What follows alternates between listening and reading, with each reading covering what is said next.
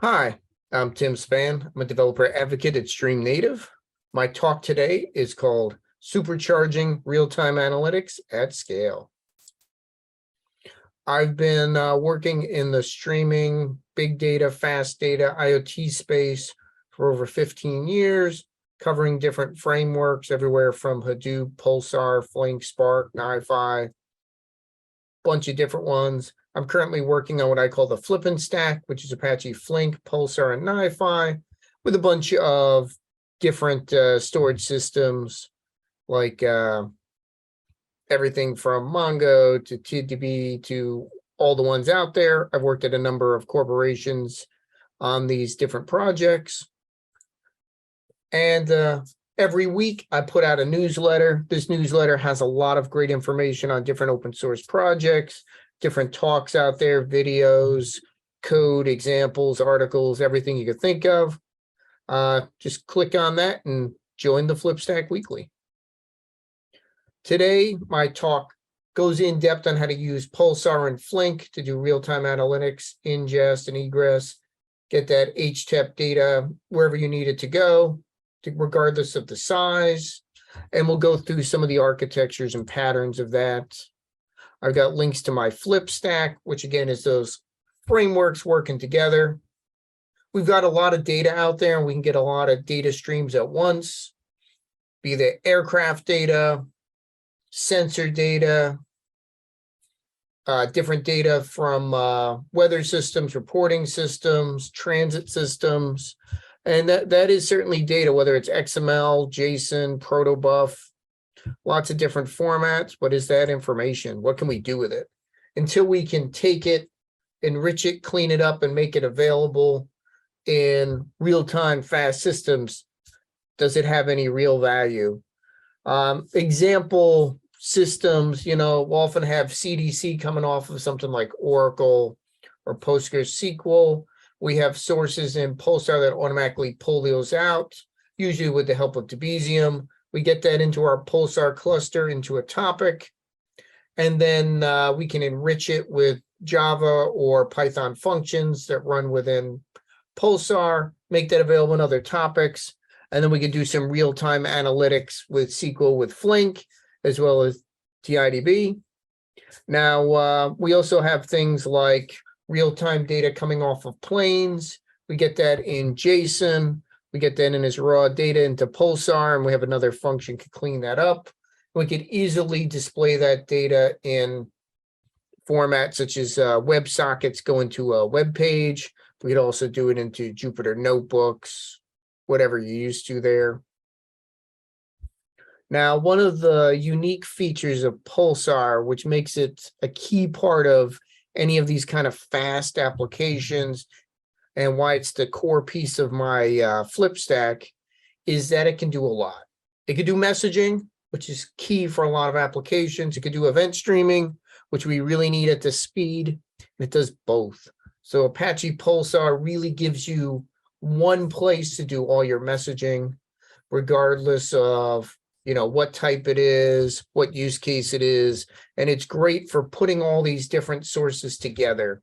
So you could have one cluster for everything, scale up and down as big as you need to, run this cloud natively in any of the clouds or Kubernetes, because the storage and compute layers are isolated.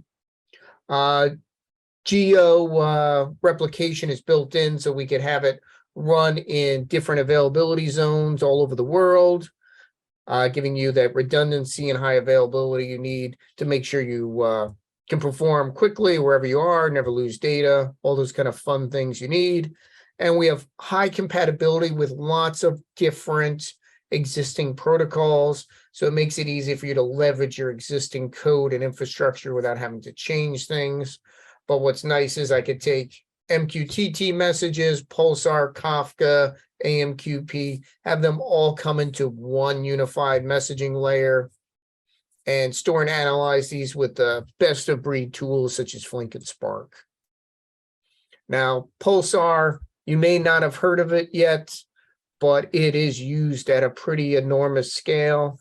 Thousands of organizations. We've got thousands of Slack members, and the project is very, very active, constantly growing, more people working on it, tons of different people contributing from all different areas of the world, different companies, universities, and a lot from where I work at StreamNative. Now, another feature that makes it ideal for doing these type of applications is the multi-tenancy that's built in, which means is we talked about having a unified cluster. Well, without multi-tenancy, that would be really tough to get that in one cluster. So we can set up tenants for every different type of app, group, company, wherever you want to segment this cluster. Underneath that, you segment that further into namespaces and then add your topics. This way we can support hundreds of thousands, if not millions of topics, not have to worry about name collision. Each of these can be secured. You can give people access to just a tenant, just a namespace, just a topic, just a bundle of them, however you want to do that. Now, everything in messaging is a message. It seems straightforward, but sometimes we gloss over that fact. But a message is a couple of things. It is the data that you care about, and that's value or payload. This is raw bytes. Now, when you interpret it and how you store it can be a huge variety of different ways, but underneath the covers, we have a binary protocol, moves things through as bytes. But fortunately, we have ways to make sure those bytes are in a format you care about, such as Avro, JSON, protobuf, what have you. We have a key for each message. It is optional, but it is so important and so helpful. Always put a key on there. You can add your own key value properties to put in extra metadata, extra enrichment if you need it. Recommend whoever's producing this message, put your name on there. It's good for auditing, lineage, debugging, lots of reasons. It also can come in handy for performance. Sequence ID, this one is in there, so we know where it is in your queue. Very important. You don't control that, but you can get access to it. Now, I mentioned all those different protocols, which is great. The other side of this adds to the flexibility is how I can subscribe to the data. So I don't care how you get it in. You pick your language, pick your protocol, pick your sourcing, however you want to get it into Pulsar, hundreds upon hundreds of ways. But when you get it out is how you decide what your app is. Am I doing a messaging app? Am I doing streaming? However your app subscribes to that topic or topic partition is how your app runs. So what's nice is I can have the same topic used for streaming apps and messaging, same time. You define your subscription and your app or your group or your user gets that subscription, and you pick, if I'm going to do streaming, I'll probably pick failover, and in failover, I'll have one dedicated consumer getting things exactly once in order. And if they can't consume the messages, backup takes over. That's a nice way to do it. In key shared, a consumer gets everything for a certain key in order. So what's nice here is, this runs like Kafka, great way to do streaming. Messaging, shared, use it as a work queue, as many consumers as you want. So say I have to do something very quickly. Maybe I spin up 10,000 small containers or pods. They all have little Python apps in them. Each of them take a couple of messages, then go away. We could do that with our shared subscription. Makes a great way to process things at very fast scale, which is pretty awesome. Now, I said raw bytes.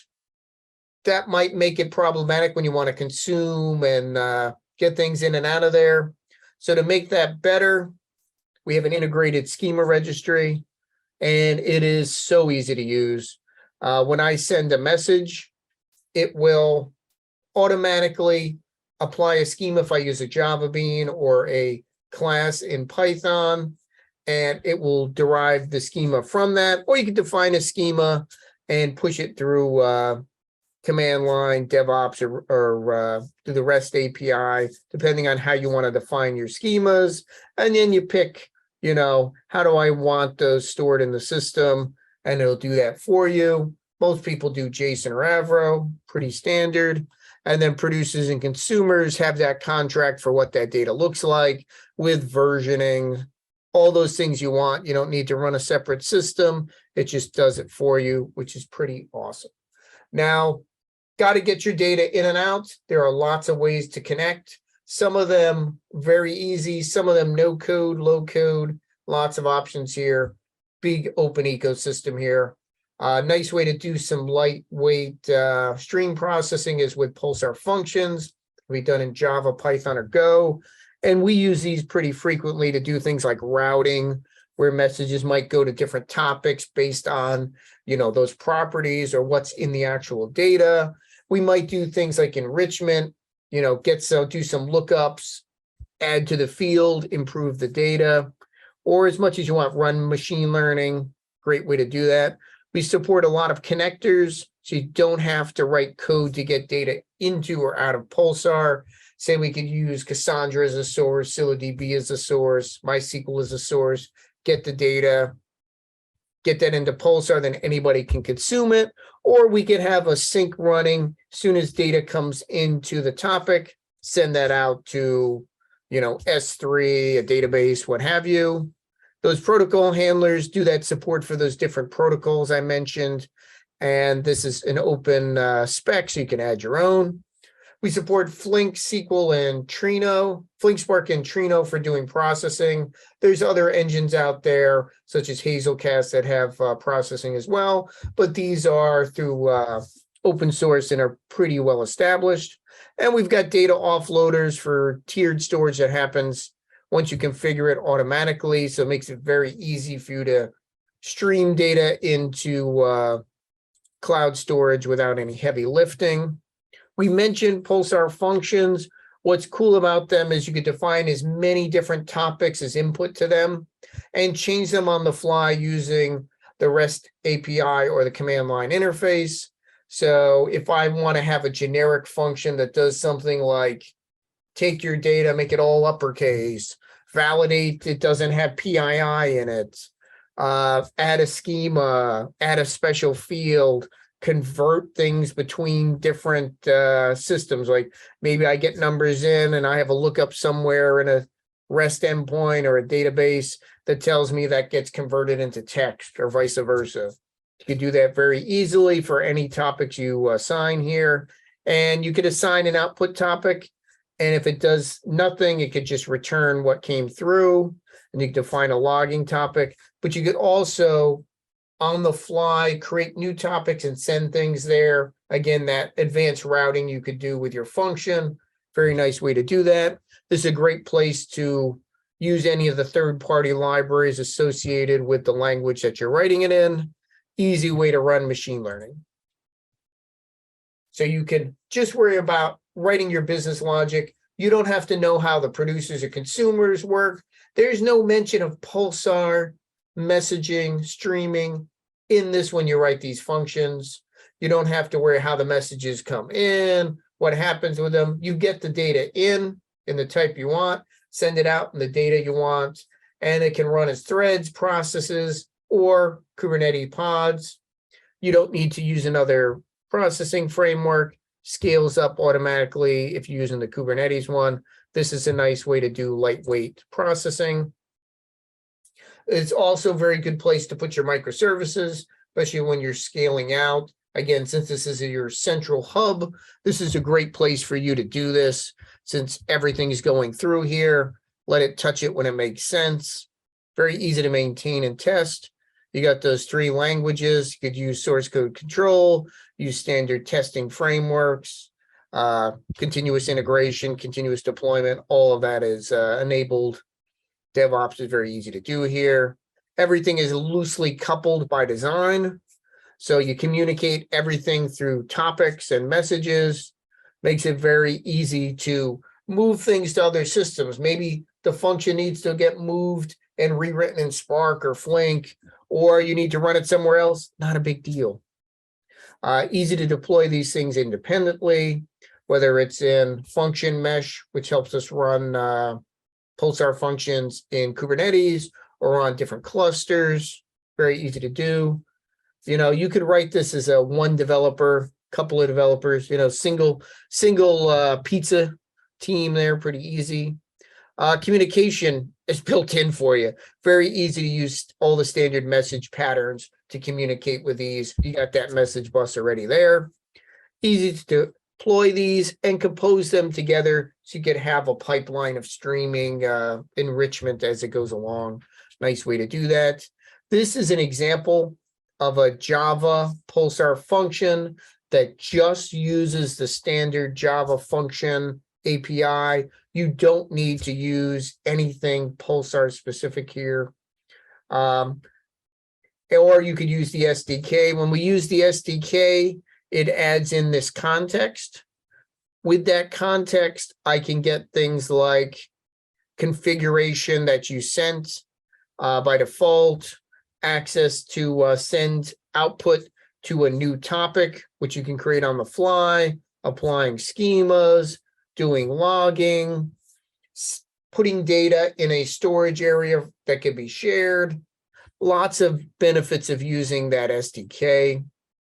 Now, if I want to communicate with TiDB, Pulsar can be a source because we have a JDBC sync that's MySQL compatible, and you could stream events and messages right into your data store. On the other side, we can take Pulsar can be your sync, and we can pull things out CDC using that Debezium MySQL connector, and you get that data at a tremendous scale very easily. Mentioned how those different protocols, and a thing that comes up is this adding extra weird layers? Is this a hack? Is this a sidecar? Is this just not a great way to do it? Should I not use these protocols? The way that Pulsar does this makes this awesome because you're not adding an extra layer. It's not going through extra stuff because it's MQTT versus native Pulsar. As you see here, the way that it works and the way that we can add more of these as the protocol handler and the proxies for this and the libraries are isolated, and they don't have to go through an extra step. If I'm using MQTT and I've added MOP, it just goes straight to it, right into the internals of the Pulsar topic. You don't have to worry about, oh, it goes here, and there's multiple hops. Very easy way to do this. Use your standard MQTT libraries, like for Python, it's Paho. Very easy to do this, and it's no extra overhead. It's, just whatever you do with MQTT or whatever you do with RabbitAMQP. It is just a different protocol.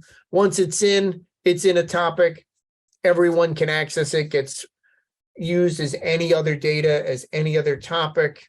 Can do load balancing and replication, and anybody can consume this once it's in. It doesn't have to be the same protocol in and out. I can publish from Rabbit and consume with Pulsar, or publish with Rabbit and consume with Pulsar, and consume with Rabbit, and consume with WebSockets, and consume with MQTT.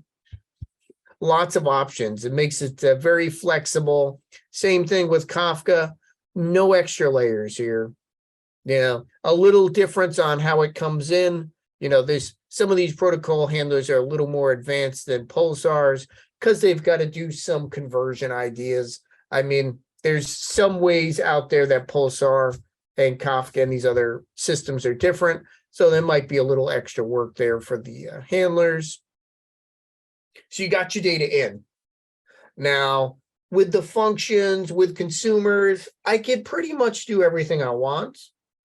But why not work with the best of the best out there? Apache Flink is a great way to do computing, whether it's batch, which really is just a slow stream, or stream. I say do stream always, but sometimes you might need a batch.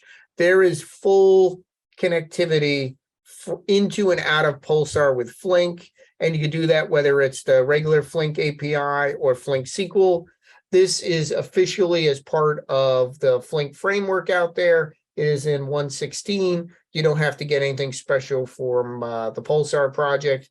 It just does it. And the SQL you can do is pretty amazing. You can do your complex event processing here, scale out as big as you need to go.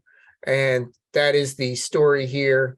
If I need petabytes of data, let me use Pulsar plus Flink plus a nice data store down the line, and we're in a very happy place for doing really fast applications. The connectivity here is fast. The SQL layer is really nice. All the security you need. You set up Pulsar catalogs as well as you could set up other catalogs with Flink. So if you needed to join different types of data, you can, which is nice. Very easy to run this. I'll show you a little demo. I think we'll have enough time here, but these are some example queries. If you look at the SQL, it's regular SQL. What's nice is I could do an insert out of here, put it into another Pulsar topic, or have the result of this insert going directly into my data store, which could be, and MySQL compatible data store, anything with JDBC, ton of different connectors out there for the Flink side. And what's nice is I could join these topics together and do that event at a time as events come in, have them come into one stream, do any kind of advanced processing you need to do there, and those get deployed as jobs. And then when you're ready, you could either use one of the third-party Flink SQL tools out there that do it for you, or you could wrap this SQL very easily in a small Flink app, which could be Java or Scala or Python, pretty easy to do. And those will run. I'll show you one of them running, and you can see the dashboard here, shows you how these apps are running, which is very cool. And then I'll show you a feature of Pulsar, which is really nice to make writing applications extremely easy. I don't have to use some kind of proxy or sidecar to get it into a web page. Pulsar supports WebSockets as one of those protocols to get data out. So I could just set up a web page, securely pull from one of my topics, and have that data arrive on my web page or in my Jupyter notebook or in a mobile app, very easily. And I publish all the code for that so you can see the examples we have out there. Then we'll run through a demo there. So what are the patterns for supercharging this? Obviously, we showed you some of the pieces you need, but try to keep it simple. Use Pulsar for all connectivity and messaging. TiDB, store everything forever at any scale. Flink, join the streams, because there's going to be lots of streams of data coming in now, because you'll have logs, sensors, CDC from tables, tons of different systems, REST feeds, real-time traffic, real-time weather, social media data. Once you start opening up the floodgates of real-time data, there's a lot of streams. Join them together. Try to keep the code as just to do what it needs to do. So using these Pulsar functions to enrich things and reuse them everywhere you can. Keep your ML models and wherever they need to run. Call them from any of these systems that you're running. Use as much SQL as you can. SQL is the language most people know. It's pretty easy to do. A lot lower coding out there. Don't usually have to compile. Reuse as many of the components as you can. Like I said, the functions can be reused very easily. So can your SQL. So can topics and schemas. Make sure you build repositories, document them. So you've got these reusable assets that you can use.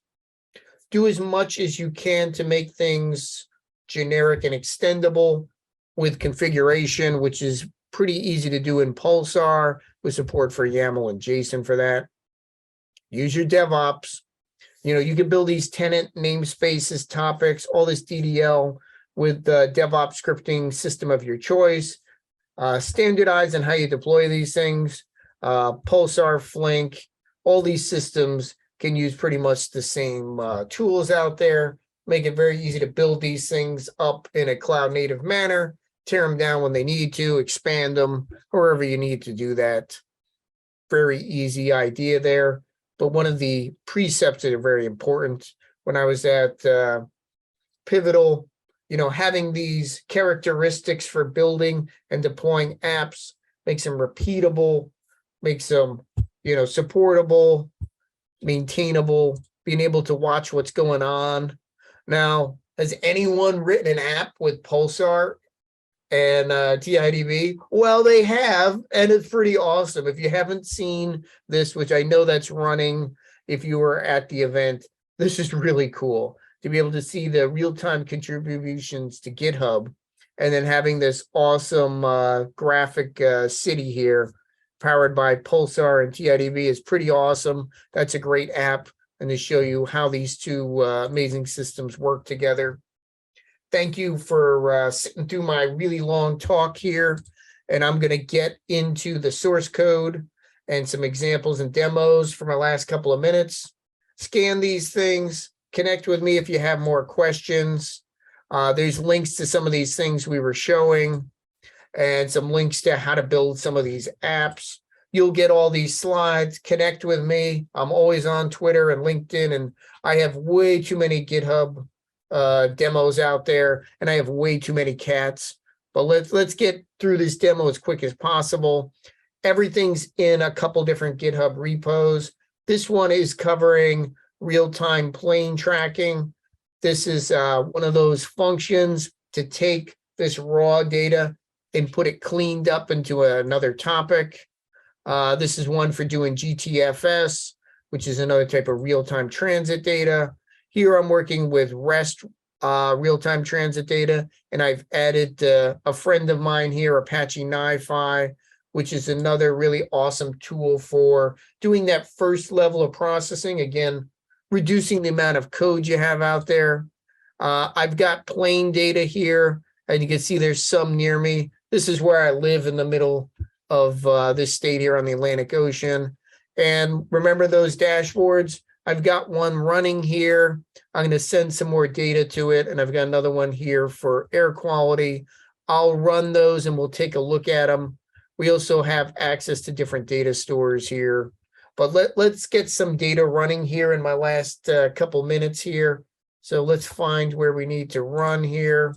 So I've got, I'm pulling data off of the plane with a special utility here. I'm going to go into Flink console here, and then I can run, different queries. I've got this one on the aircraft data. So you can see standard SQL, max, average, min with a group by. This is as data's coming in. So if you see here, I have 9 pages. If I go all the way to the end, as new data comes in, it's going to get updated because I'm getting the maxes and mins. As you can see, this plane is changing its altitude as we speak in real time, which is really cool, just to give you an idea of that. And then we could see the dashboard here. It's deployed an app. It is taking the source and doing the aggregation. As you can see, we've got a couple thousand records there as we're running them over here. And I could stop that, and we have that data in there, but we already have the data that was there before. And we've got 10 pages of different flights here, and that tells me the plane's identifier. So if you wanted to track that, you could see, how many records you got from them, what was their maximum speed, what was their average, all that sort of thing. And we can do the same with other types of data. I've got one here for air quality. If I could find, there it is. And this is also doing maxes and mins, because that's a fun way to do that. But let's get some air quality data.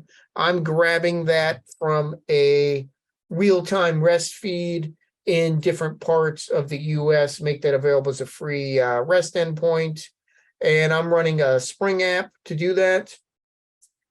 This is the latest version of Spring that has a new connector for Pulsar. We're going to officially announce that in a couple of weeks, but it is really easy to use and really fast.